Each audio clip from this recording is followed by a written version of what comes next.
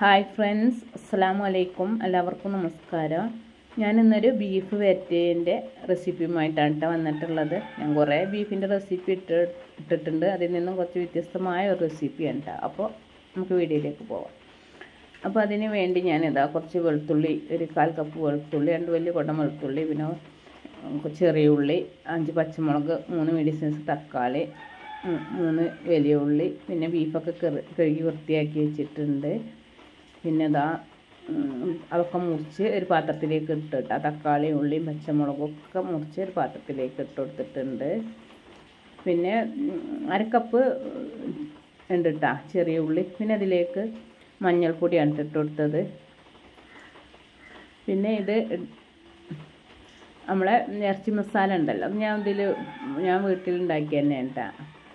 അതൊരു 1.5 table spoon ഇട്ട് കൊടുത്ത്. ഇനി മല്ലിപ്പൊടിയാണ് ഇട്ട് കൊടുക്കുന്നത്. അത് 2 ടേബിൾ സ്പൂൺ അതും ഇട്ട് കൊടുക്കുന്നുണ്ട് കേട്ടോ.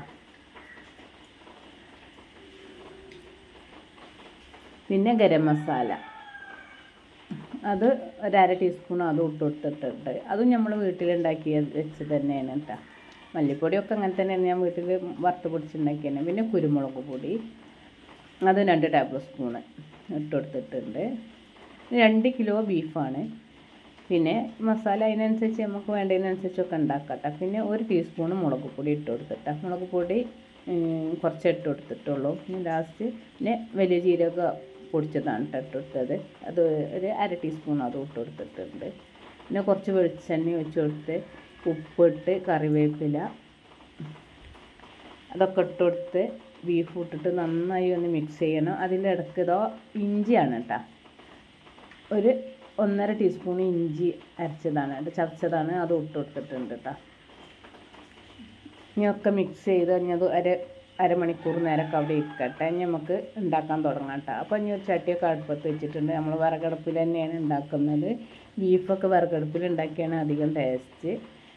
അപ്പം ഇനി ചട്ടിയൊക്കെ ചൂടായി കുറച്ച് വെളിച്ചെണ്ണ വെച്ച് അതിലേക്ക് 1 ടീസ്പൂൺ ഉലുവ ഇട്ട് കൊടുത്തിട്ടാ. അതുപോലെ തന്നെ ഒരു 1/2 ടീസ്പൂൺ വലിയ ജീരകം ഇട്ട് കൊടുത്ത്. പിന്നെ ചെറിയ ഉള്ളി, വെളുത്തുള്ളി, കറിവേപ്പില അതും ഇട്ട് കൊടുത്ത്. അതൊന്ന് വാടുന്നത് വരെ ഒന്ന് ഇളക്കി കൊടുക്കട്ടെ. ഒന്നുകൊണ്ട് വാടി വരട്ടെ. ഇനി ഇതിലേക്ക് ഞാൻ മുളക് പൊടിയാണ് ഇട്ട് കൊടുത്തത്. ക്രഷ് ചെയ്ത ചുവന്ന മുളക് ക്രഷ് ചെയ്തത് ഒരു 2 ടേബിൾ സ്പൂൺ ഇട്ട് കൊടുത്തിട്ടുണ്ട് കേട്ടോ. ആദ്യം ഞാൻ 1 ടീസ്പൂൺ മുളക് പൊടി ഇട്ട് കൊടുത്തിരുന്നു.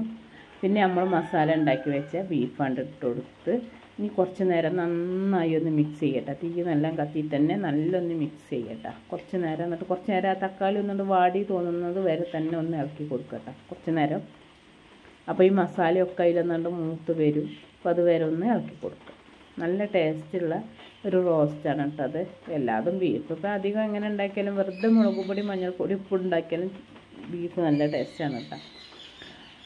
അപ്പോൾ അങ്ങനെ തീയൊക്കെ നല്ല കത്തുന്നുണ്ട്. അത് കുറച്ച് നേരമൊക്കെ ഒന്ന് ഇളക്കി ആ തക്കാളിയൊക്കെ ഒന്ന് ഇങ്ങനെ വാടി വരട്ടെ. വാടി വരുന്ന സമയത്ത് കുറച്ച് ചുടുവെള്ളമാണ് കേട്ടോ ഞാൻ ഒഴിച്ചു കൊടുത്തത്. നമുക്ക് ബീഫ് വേവണമല്ലോ. ബീഫ് ചില ബീഫ് നല്ല വേവുണ്ടാവും. അപ്പോൾ ഇത് കുറച്ച് വേവുള്ള ബീഫാണ്. പിന്നെ കുറച്ച് ചുടുവെള്ളം ഒഴിച്ചു കൊടുത്തിട്ടുണ്ട്.